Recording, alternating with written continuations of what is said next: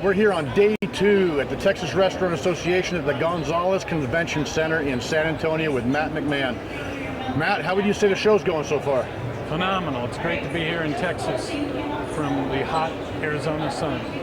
Matt, why is it you think every restaurant with a deep fryer should have our product? A couple reasons. Number one reason is our restaurants that serve oil, cooked oil, are serving a product that's got contaminants in it and they don't know it.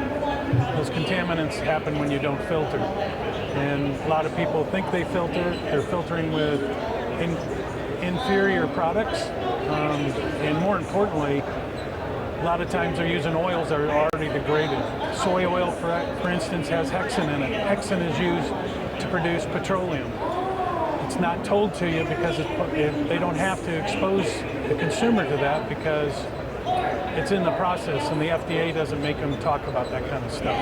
On the TV screen behind you is you and Tim Gannon in an interview from a couple of weeks ago. How important is it to the industry that a guy like Tim Gannon endorses microfiltration such as ours?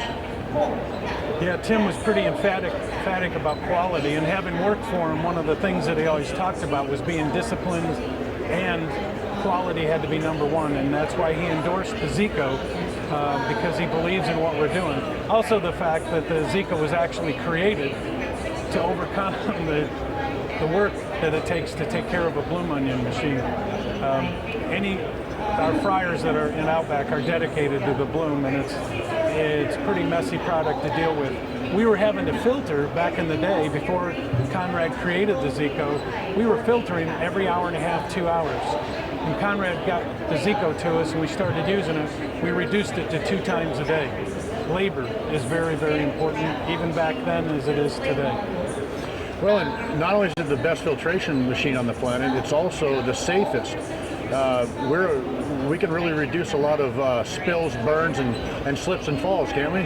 61% of the burns that happen on workman's comp come from oil burns.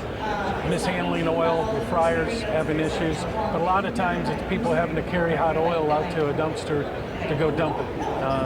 And that, it's ridiculous to have oil burns when you have a Zeco available, since it was created for safety and quality. Well, I tell you what, us teaming up with Delano Farms out of Colombia and bringing in a extremely durable hyoleic palm oil, what has that done for us? The Hopo product, it is a palm oil. It's a fruit. And we are so excited to be able to bring that to the United States. It's a great alternative, but it's also better than using olive oil. People are trying to find ways to put olive oil into fryers because olive oil we know is a great oil, and it has been for years. But we're also finding out that it's getting stepped on. Other oils are being added to it so that it can be spread out. Olive oil is very expensive, where our oil is about a quarter of the cost of what it costs to use olive oil. And our oil is now considered the best oil in the world. Well, isn't it true that in our industry, all they have to have is 10% of whatever label is on the container to be able to call it that? So say, for instance, they could have 10% olive oil and 90% seed oil, but still advertised as olive oil. Isn't that right?